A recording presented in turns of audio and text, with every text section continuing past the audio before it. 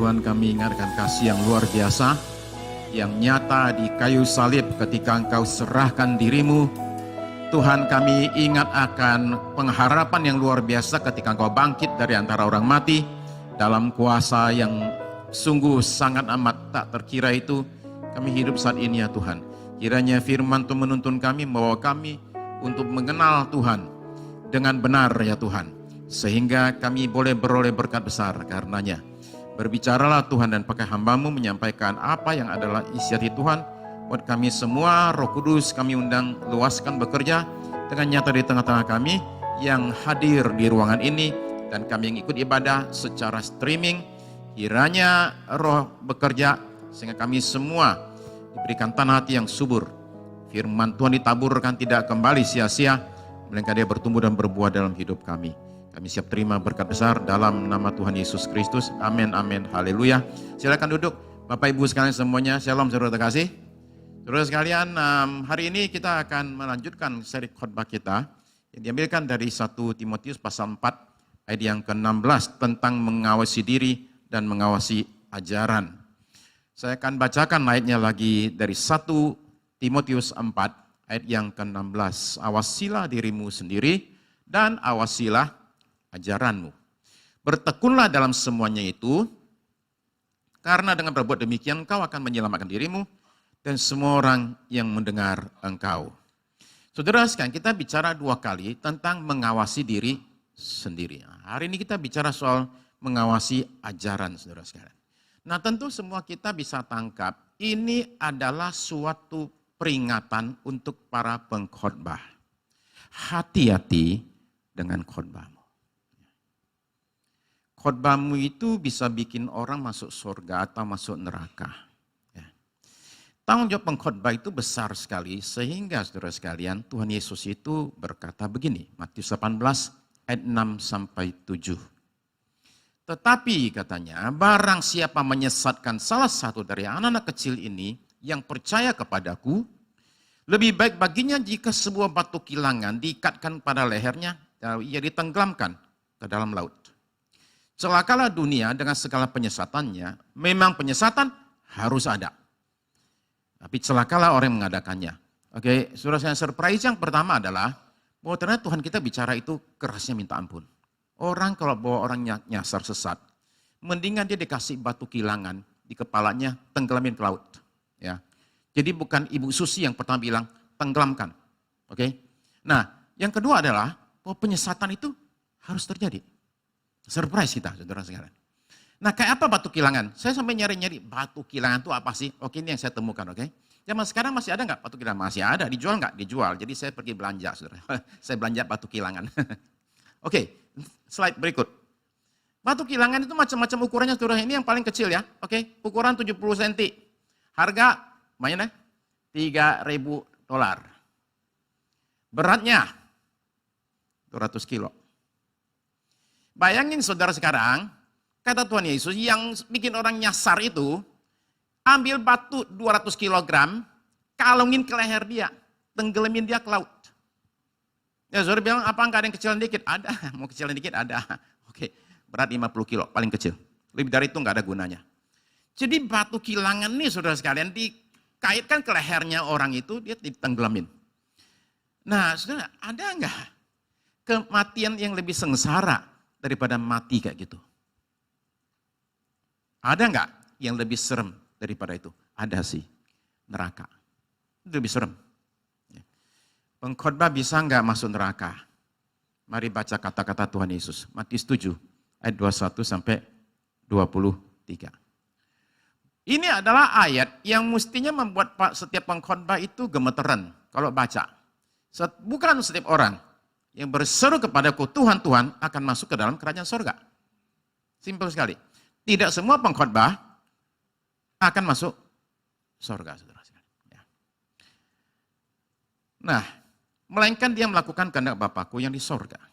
Pada hari terakhir banyak orang akan berseru kepadaku, Tuhan, Tuhan, bukankah kami bernubuat demi namamu dan mengusir setan demi namamu dan mengadakan banyak mujizat demi namamu juga. Ada 3 kali dia mengatakan demi nama Yesus, demi nama Yesus, demi nama Yesus. Dan tragisnya yang punya nama tidak kenal sama dia. Pada waktu itulah aku akan berterus terang kepada mereka dan berkata, aku tidak pernah mengenal kamu, nyala daripadaku, kamu sekalian pembuat kejahatan. Jadi ini peringatan untuk para pengkhotbah, hati-hati dengan khotbahmu. Tapi perintah Paulus yang di Timotius tadi bukan hanya untuk para pengkhotbah saja. Pendengar khotbah juga disuruh hati-hati dengan apa yang dia dengar. Saya kasih contoh satu ilustrasi ya, begini. Saya mau kenalin saudara dengan satu dokter paling top di Inggris, Amit Patel. Amit Patel PhD adalah salah satu dokter terbaik di Inggris. Prestasinya luar biasa, angka kematian karena kanker di Inggris turun gara-gara satu orang. Ini orangnya. Oke, ya. Dokter pertama di Inggris yang dapat pengakuan untuk transplantasi stem cell. Dan spesialis di bidang pengobatan ICU dan hematologi. Penghargaan demi penghargaan didapat. Bukan hanya itu. Dia diundang duduk di satu panel nasional untuk penyakit yang saya rasa saudara nggak pernah dengar lah. Oke, HLH. Oke, ya. Ini kalau ngomong bisa batuk-batuk nih. Hemophagocytic lymphohistiocytosis. Autoimun. Sekalipun dokter hebat, tetap aja bisa sakit. Oh iya, nggak sakit, oke. Jadi Agustus tahun 2021, Pak dokter agak batuk sedikit, tenggorokan sakit. Tapi karena zaman COVID, dia ke rumah sakit dan dites. Okay. Nah di rumah sakit, dia dicurigai kena penyakit HLH. Dia ahlinya. Dia ahli nomor 1 Inggris untuk HLH. Jadi begitu dikatakan oleh tim dokternya, Anda dicurigai kena HLH, Pak dokter tanya, oke, Anda tahu nggak HLH? Ternyata tim dokternya bilang, kita nggak tahu. Kita nggak ngerti dan belum pernah tangani pasien HLH. Loh ini ahlinya, langsung sang profesor ngajarin mereka, ini cara ngobatin diri saya. Saya kasih ini daftar obatnya, saya mesti dikasih obat untuk apa namanya itu, menekan itu imunnya. Oke, saya mesti dipakai cara gini. Dia ajarin mereka semua. Ya.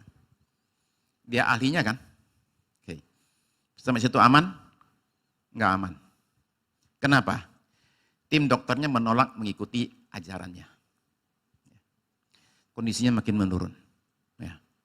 Lalu kemudian paru-parunya mulai kena. Dia muntah darah. Ketika muntah darah, dia disuruh baring. Dan dia bilang sama dokternya, Anda sekali-kali tidak suruh saya baring. Kalau saya baring, saya bisa mati. Paru-paru saya darahnya sudah menggumpal, dia bilang. Saya akan menggumpal tambah parah kalau dia disuruh baring. Mereka suntik dia, bikin dia baring. Nah, kata istrinya yang juga dokter, kalau orang lain 3 hari sudah lewat, mati. Tapi karena suaminya ini ahli situ, dia berusaha mengobati dirinya sendiri. Bukan dengan obat ya, bukan ya, karena nggak boleh. Tapi dia pakai beberapa tindakan untuk perpanjang umurnya. Hanya 2 bulan, dia mati. Nah kan ini yang meninggal di profesor, dan umur baru 43 tahun, diadakanlah sidang semacam majelis kehormatan dokter lah. Oke? Nah di situ kepala rumah sakit dipanggil, dan ditanya, yuk kenapa nggak dengar? Dia punya nasihat, dia kan ahli. Tahu nggak apa jawaban kepala rumah sakit? Memang dia ahli. Tapi kan bukan cuma dia yang ahli. Itu dia. Kami juga tanya ahli lain. Ahli lain bilang begini caranya. Beda sama pasien. Ya, mereka ikutin yang satunya. Saudara paham ya? Itu saya sebut. Ajaranmu yang mana yang saudara ikutin. Itu bisa bahkan menentukan hidup matimu. Ya. Rehabeam. Itu raja Israel. Mewarisi kerajaan luar biasa dari bapaknya yang terkenal sekali namanya Salomo. Jadi Israel itu mengalami namanya golden period, masa keemasan itu waktu Daud dan Salomo. 40 tahun gak pernah ada perang, maju ekonomi, semuanya oke. Rehabeam tinggal ikutin saja apa yang sudah bagus. Lalu kemudian datanglah ketika dia naik tahta, datanglah ini orang bilang gini, Baginda, minta tolong pajak dikurangin. Dia bilang, tunggu, saya nanya dulu, saya ini mikir dulu, disuruh pulang.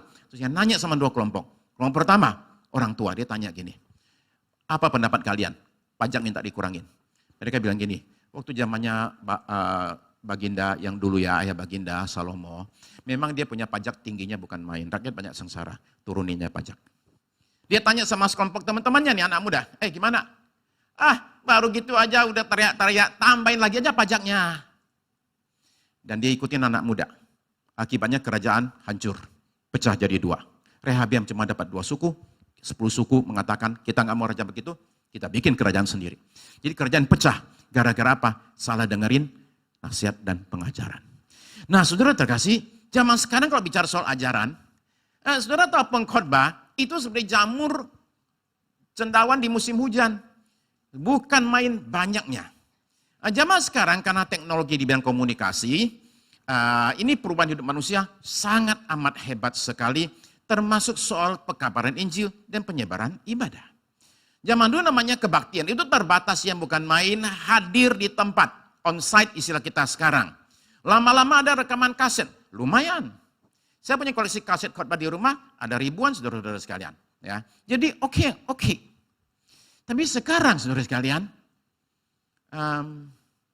khotbah itu tersedia 24 jam di kantong kita. 24 jam. Adalah penting kita menyadari bahwa tidak semua yang mengaku pendeta dan pengkhotbah adalah benar. Terlepas dari dia tulus atau tidak, itu lain ceritanya. Tulus nggak tulus lain ceritanya. Nah, yang lagi heboh sekarang itu apa? Kristen progresif. Kristen progresif itu apa sih? Nah, sebenarnya begini loh, kata progres itu lebih disukai daripada namanya yang lama. Itu Kristen liberal.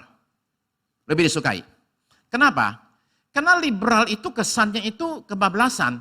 Liberal banget sih, semua bebas, jadi kebablasan. Kalau progresif itu dari kata progres. Progres artinya maju. Siapa nggak mau maju? Semua kita juga mau maju, mau progres. Ya. Nah cuma saya punya pertanyaan saudara-saudara sekalian. Kita bicara soal progres kemana? Itu pertanyaannya. Ya. National Geographic itu bikin satu tes untuk menguji pendapat orang. Yaitu bahwa kalau Anda jalan dan tanpa ada arah, di padang gurun, di padang rumput, atau ketika turun salju lebat, Anda akan jalannya itu muter. Akan kembali ke tempat yang sama. Dan tapi yang jalan merasa dirinya maju. Ternyata dia muter. Jadi itu yang ikut eksperimen itu dikasih di sini satu GPS buat dilihat geraknya itu. Ya. Muter kok. Tapi yang jalan merasa saya maju. Loh kenyataannya situ muter aja di situ aja. Jadi orang bisa merasa maju padahal nggak kemana-mana. Orang bisa merasa maju padahal dia mundur. Atau malah maju memang tapi masuk ke jurang saudara sekalian. Nah saya kemudian ke situs yang namanya progressivechristianity.org dan menemukan saudara sekalian suatu gambar yang kemudian diilangin. Gambarnya diilangin, oke? Ya. Gambarnya di take down. Ini gambar yang saya ambil, oke? Next. Progressive Christianity itu saudara bisa menemukan bahwa ada hal yang bagus. Penekanan mereka adalah contoh kepada friends and community, komunitas, teman. Kita juga setuju itu. Kemudian kepada namanya worship, penyembahan, service ibadah. Kemudian kepada namanya belajar, kemudian doa, meditasi, perenungan, semua oke. Tapi kemudian setelah di kanan itu LGBTQ plus affirming, mendukung LGBTQ. Kemudian sekali lagi science friendly, no problem. Tapi kemudian questioning, bertanya. Mempertanyakan, itu beda dengan bertanya. Ini mempertanyakan, beda loh. Antara bertanya dengan mempertanyakan. Nah saya saudara sekalian, belajar terapi keluarga selama hampir 500 jam. Singapura, Hong Kong, Vancouver.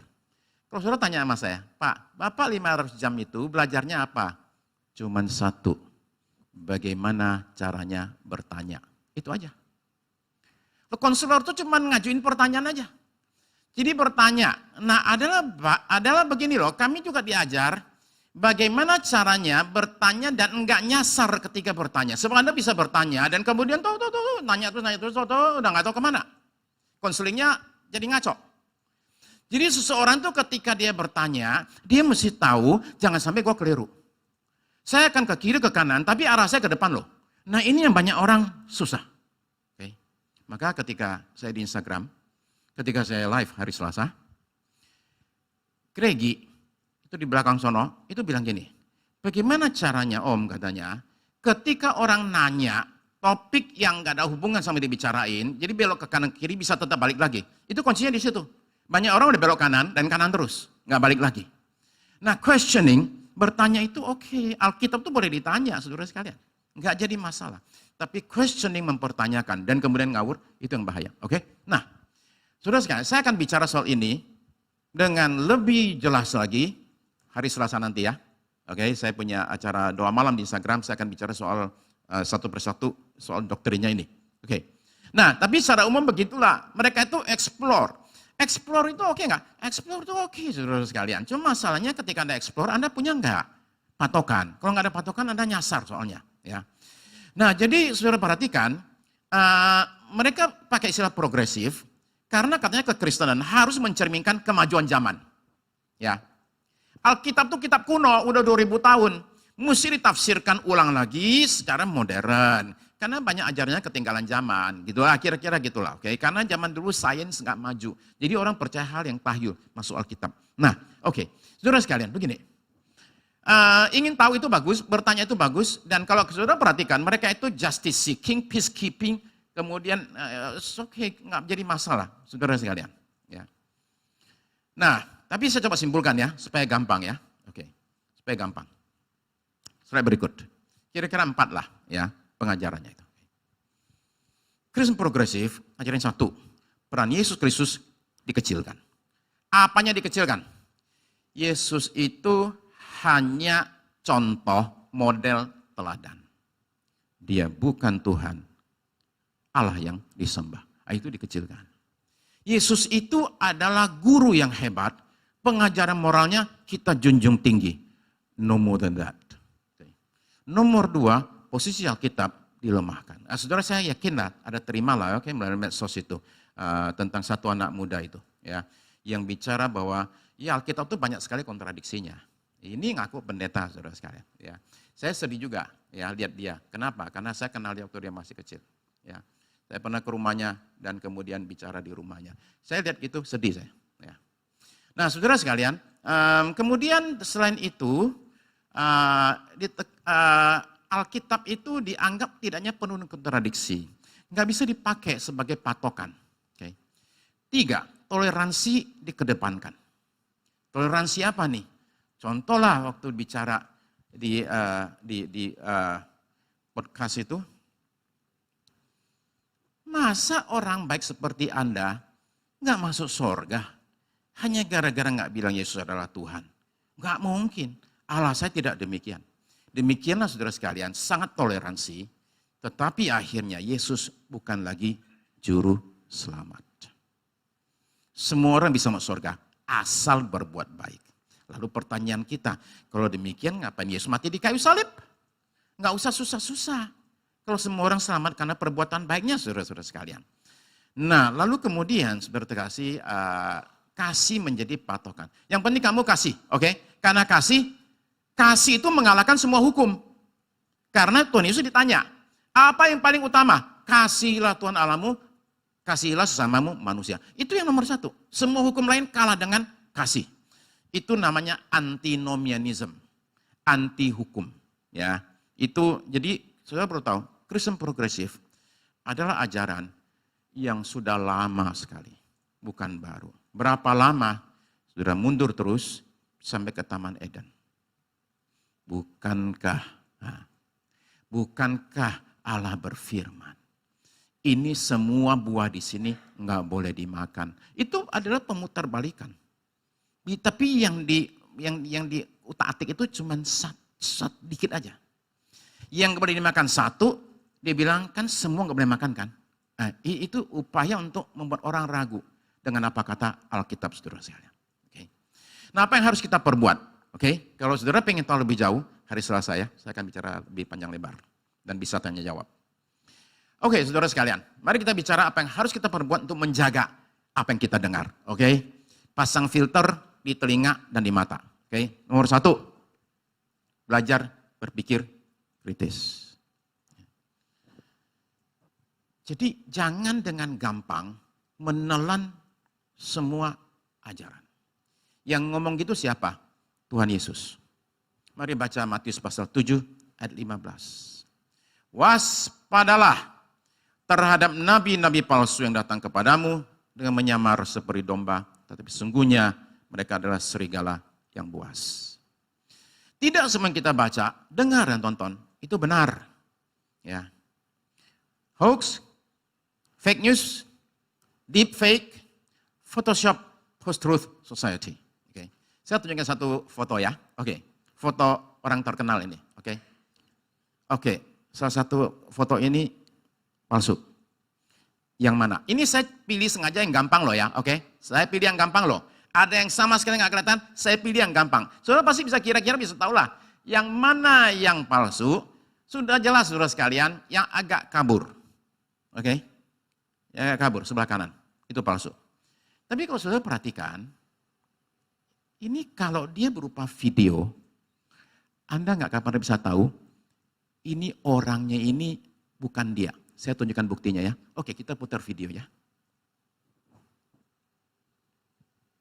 It got me thinking about my full-time employees and their ability to Ini Presiden survive Obama. $8 an hour in New York City. Ini Obama. Foremost Ini bukan in Obama. all of our minds has been the loss and the grief felt by the people of Orlando.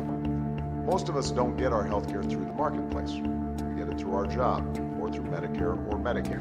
And what you should know is that thanks to the Affordable Care Act, your coverage is better today than it was before. Women can get free checkups, and you can't get charged more just for being a woman. To give his employees come together to pass a common, there's a bill that would boost America in very, very hard times. Some progress, at least within the small confines of the legal community. I think it's real important. Here we go. President Barack Obama, when you giving a speech, make sure you use a lot of pauses. America's businesses have created 14.5 million new jobs over 75 straight months. We're developing technology. Every technology can be used in some Ini yang negative bikin way, ya. and so Ini yang we bikin. all should work towards making sure that it's not going to happen. And even one of the interesting directions is that once you know how to create something, you know how to reverse engineer it. And so you can, and so one could create methods for identifying edited videos versus real videos. Jadi adalah mungkin suatu hari saudara-saudara lihat video pendeta X lagi ngomong dan bukan dia ngomong. Oke? Ya. Jadi ini yang orang bilang dengan istilah post-truth society. Di mana kebenaran itu sudah nggak bisa lagi kita pastikan. Ya. Nah, ini sangat menakutkan sekali, terutama bagi pemerintah-pemerintah.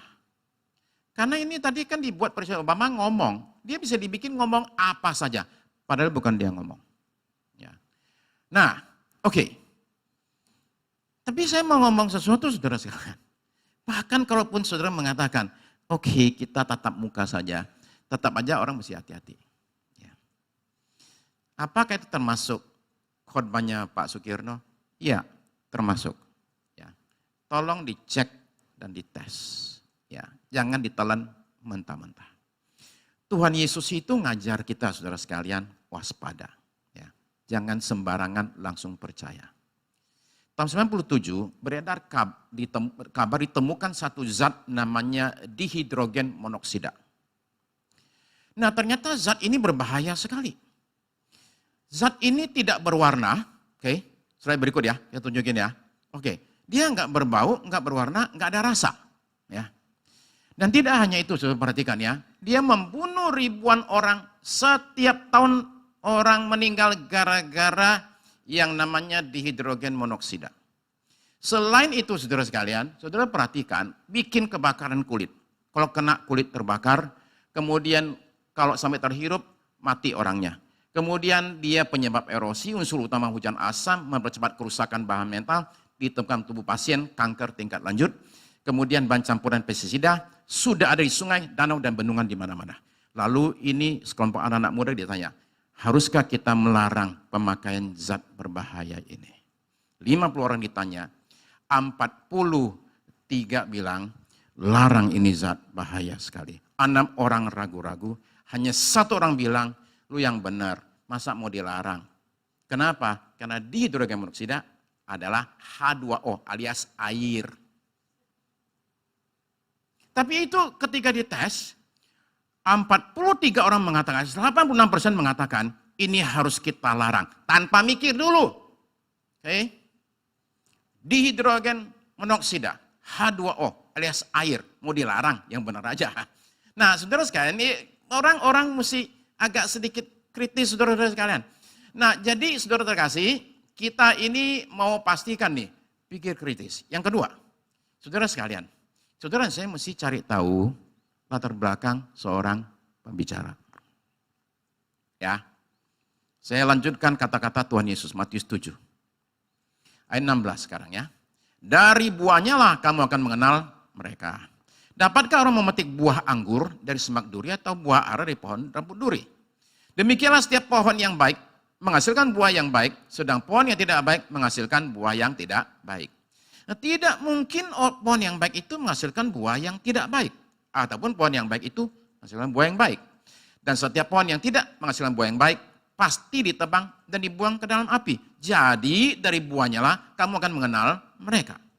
Kalau saudara mau kerja di bank, saudara sekalian, di Indonesia, terutama jabatan tinggi, saudara akan jalani namanya fit and proper test. Untuk pastikan ini orang, nanti kalau kerjanya benar, fit and proper test. Pastikan ini orang jalannya lurus. Gimana cara cari tahunya? Simpel sekali. Cek saja ke belakang, track record dia seperti apa. Pernah nggak dia berbuat yang nggak benar? Kita cek semua. Oke, nah saudara sekalian, itu untuk bankir demikian. Apalagi pengkhotbah saudara kasih. Nah saya sekali lagi ingin mengatakan satu hal yang bolak-balik saya ulang. Kita tidak mencari orang yang sempurna. Karena nggak ada orang yang sempurna. Tapi soal pengajaran, itu yang kita mau perhatikan saudara sekalian. Ya. Saya, kartu kredit saya dihack orang. Ya. Tengah malam dipakai buat belanja. Ya untung belanjanya cuma belanja musik ya. Ini pagi-pagi saya buka handphone, itu kemudian ditanya, apakah Anda transaksi 9 kali? Oke. Saya telepon. Ketika saya telepon, saya bilang kartu kredit saya dihack. Tanya dulu, namanya siapa? Kartu kreditnya nomor berapa? Kemudian alamat penagihan di mana? Nama kandung ibu, nama gadis ibu kandungnya siapa? Kemudian sekarang alamat penagihannya di mana? Masukin pinnya. Nah, demikian saudara sekalian yang terima telepon, mesti hati-hati. Ini benar nggak sekretariat dia? I better make sure. Jadi dia pastikan bahwa saya adalah saya gitu loh. Saudara paham ya? Ini yang namanya orang waspada. Dalam hidup ini kita semua perlu waspada saudara sekalian. Nah perkataan Tuhan Yesus, serigala berbulu domba itu kata-kata yang sangat amat kuat sekali. Istilah ini sangat dikenal, bahkan dipakai di luar kekristenan saudara-saudara sekalian. Ya, serigala berbulu domba. Menggambarkan seseorang yang kelihatannya baik-baik, tapi ternyata berniat jahat. Nah serigala itu kan buas, nggak kenal belas kasihan. Kalau dia datang ke tengah domba, dalam bentuk serigala, wala dari jauh sang gembala udah ambil tongkatnya, udah digebukin. Ya. Tapi ketika dia masuk kandang domba, dan menyamar sebagai domba, itu yang bahaya supaya gembala domba saja tidak tahu. Di tengah domba ada serigala. Dia akan mengembik seperti domba, bertingkah laku seperti domba. Tapi tidak semua yang ngembik seperti domba, atau bertindak seperti domba, atau bahkan berbulu domba, itu adalah domba. Bisa saja serigala buas, saudara sekalian. Nah yang bikin kaget itu apa? Yang bikin saya kaget adalah begini saudara saya. Slide berikut. Yang bikin saya kaget adalah bahwa Tuhan itu saudara sekalian minta kita tanggung jawab sendiri soal hal ini. Tuhan nggak bilang gini. kalian jangan takut kalau ada serigala berbulu domba, nanti aku hilangin. Dia bilang, enggak. Oke. Nah, itu yang shock.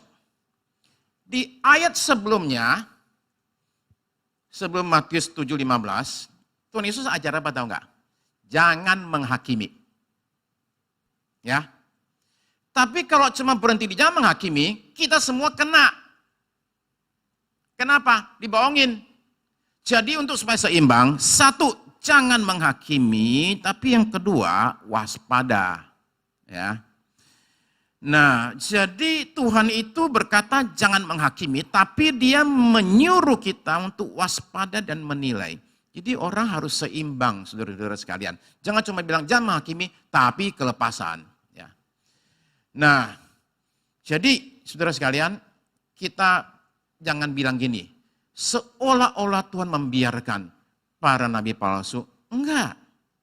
Ayat 19, dia bilang begini, nanti suatu hari, setiap pohon yang tidak menghasilkan buah yang baik, nabi palsu itu pasti ditebang, dibuang ke dalam api. Jadi itu ya, Tuhan kita bukannya diam loh, dia bertindak. Nah sekarang saya ajak kita baca Kisah 20, ayat 28-32. Oke. Karena itu jagalah dirimu dan jagalah seluruh kawanan. Kembali message yang sama ya, jaga dirimu, oke, dan kemudian jaga kawanannya ya, dengan pengajaranmu. Oke. Karena kamulah yang ditetapkan Roh Kudus menjadi penilik untuk mengembalakan jemaat Allah yang diperolehnya dengan darah anaknya sendiri. Saudara bisa perhatikan ya, bahwa saudara-saudara sekalian semua, itu diperoleh dengan darah. Saudara dan saya terima keselamatan karena ada darah, ada yang mati. Oke, supaya kita selamat. Ini masalah darah. Ini kalimat ini saya perlu katanya, saya perlu garis bawahi, diperolehnya dengan darah anaknya sendiri. Ini bukan soal main-main. Aku tahu, bahwa sesudah aku pergi, serigala-serigala yang ganas akan masuk ke tengah-tengah kamu dan tidak akan menyayangkan kawanan itu. Dia akan tega, dia akan bunuh semua. Dia akan sayangkan satupun, dia membunuh semua. 30. Bahkan dari antara kamu sendiri akan muncul beberapa orang yang dengan ajaran palsu, mereka berusaha menarik murid-murid dari jalan yang benar, dan supaya mengikuti mereka. Oke, jadi sekarang perhatikan ya. Dari luar ada serigala, dari dalam ada nabi palsu. Bahaya ini datang dari luar dan datang dari dalam. Lalu kemudian, mesti ngapain? Dari luar serigala masuk, dari dalam nabi palsu. Mesti ngapain? Ya. 31. Sebab itu berjaga-jagalah dan ingatlah bahwa aku 3 tahun lamanya, siang malam, dengan tiada berhenti-berhentinya, menasihati kamu masing-masing dengan mencucurkan air mata. Dan sekarang aku menyerahkan kamu kepada Tuhan dan kepada firman kasih karunia-Nya yang berkuasa membangun kamu dan menganugerahkan kepada kamu bagian yang ditentukan bagi semua orang yang telah dikuduskannya. Serigala akan datang, nabi palsu akan muncul, tapi semua itu tidak dicegah. Tapi jemaat disuruh waspada. Para gembala disuruh waspada. Nah, Paulus mendoakan mereka ayat 32 tadi itu. Saya doa katanya. Saya serahkan kamu semua kepada Tuhan. Tapi sudah perhatikan, serigala tetap akan masuk, dia mengatakan nabi palsu akan muncul. Jadi gimana cara mengenalinya? Bukan dari pakaiannya. Enggak berarti pakaiannya kalau jelek pasti benar, kalau mewah pasti salah, enggak juga. Bukan dari bahasanya. Karena serigala berbulu domba, itu kalau ngomong rohani sekali. Kalau tiap kali ngomong shalom, haleluya, puji Tuhan. Ya. Bukan dari popularitasnya. Saya udah cek.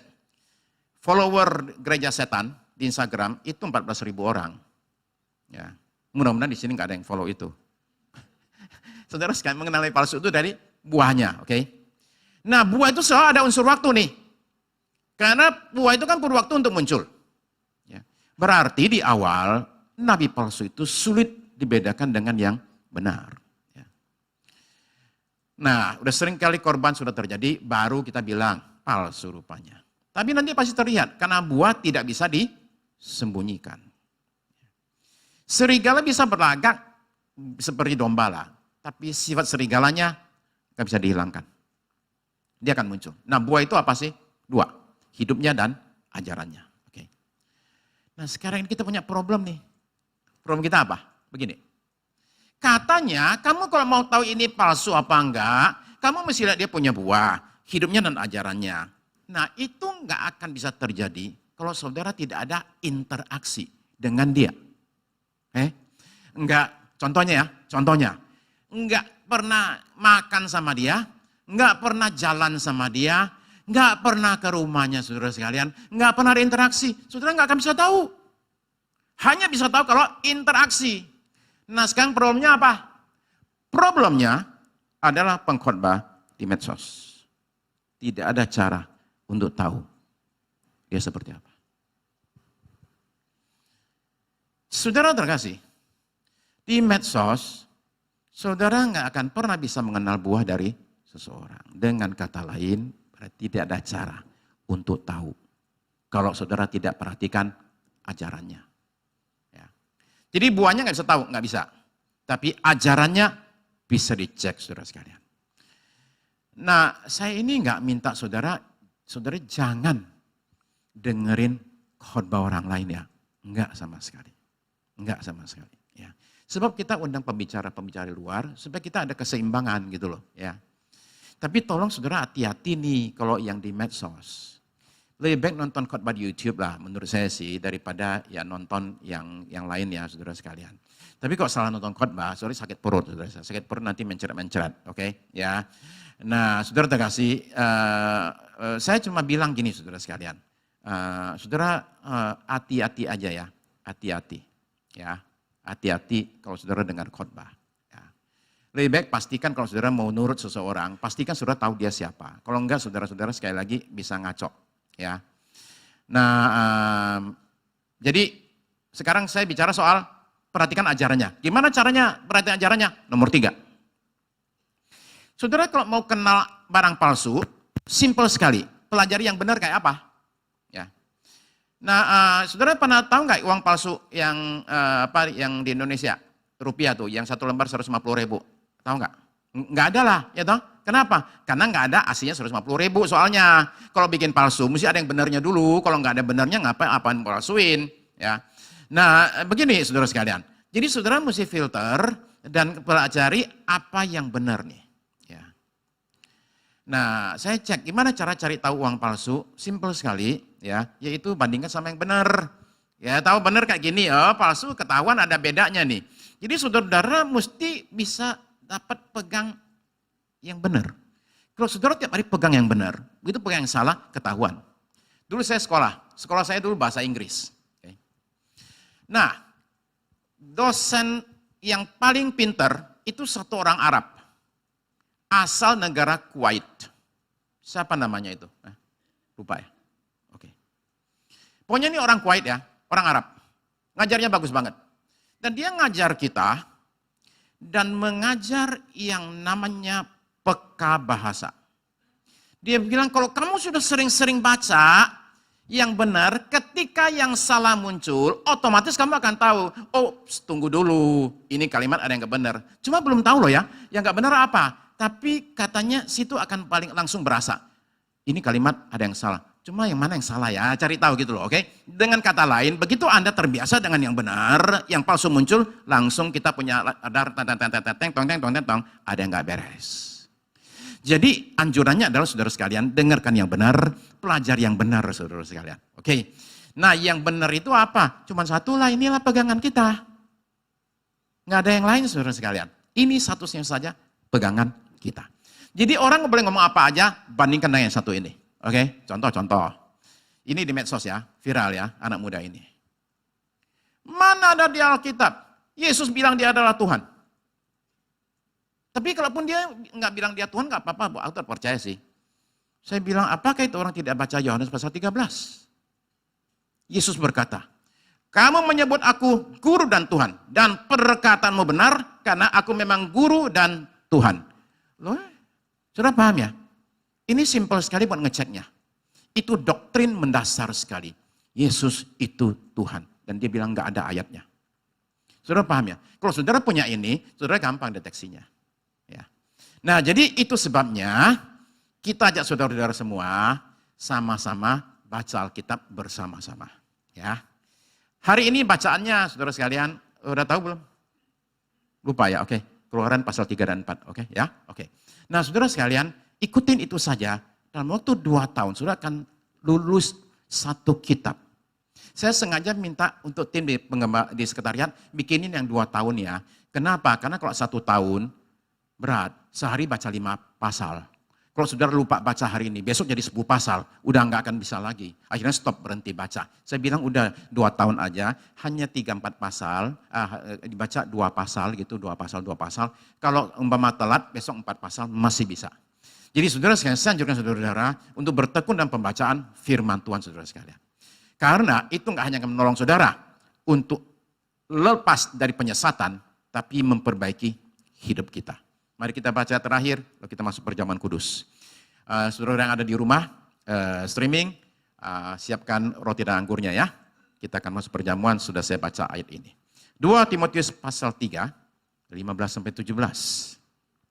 Ingatlah juga, bahwa dari kecil engkau sudah mengenal kitab suci, yang dapat memberi hikmat kepadamu, dan menuntun engkau kepada keselamatan oleh iman kepada Kristus Yesus. Segala tulisan yang diilhamkan Allah, yaitu kitab suci itu, memang bermanfaat untuk mengajar, untuk menyatakan kesalahan, untuk memperbaiki kelakuan, dan untuk mendidik orang dalam kebenaran. Dengan demikian tiap-tiap manusia kepunyaan Allah diperlengkapi untuk setiap perbuatan baik. Mari kita berdoa. Saya kita semua sama-sama bangkit berdiri saudara sekalian, dan kita akan datang ke hadapan Tuhan.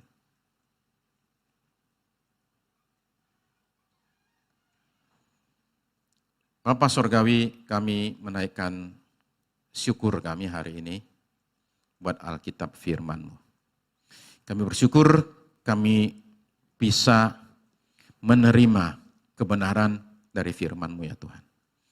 Kiranya Roh Kudus pimpin kami sehingga kami dalam pimpinan Roh Kudus bisa dibawa oleh Roh Kudus untuk mengenal seluruh kebenaran seperti janji-Mu ya Tuhan. Maka hari ini Tuhan, hamba-Mu berdoa untuk domba-domba yang ada di sini. Kawanan kecil ini Tuhan, kiranya dari sorga Kau boleh menyatakan perlindungan-Mu Tuhan atas kami. Berikan kami kemampuan, kesanggupan untuk mendeteksi apa yang salah ya Tuhan. Supaya kami tidak disesatkan. Tuhan tolong kami, ajari kami, bawa kami untuk mengawasi, memperhatikan apa yang kami khotbahkan dan apa yang kami dengar. Sehingga kami terima kebenaran ya Tuhan dan hidup kami bisa diubahkan. Tuhanlah yang menjadi andalan kami. Terima kasih Tuhan. Lepaskan berkat-Mu atas umat-Mu Tuhan. Pertama ketika membaca firman Tuhan, Roh Kudus berikan kami pencerahan dan pewahyuan. Dan sekarang kami terima perjamuan ini, kiranya berkat Tuhan turun atas kami sekalian melalui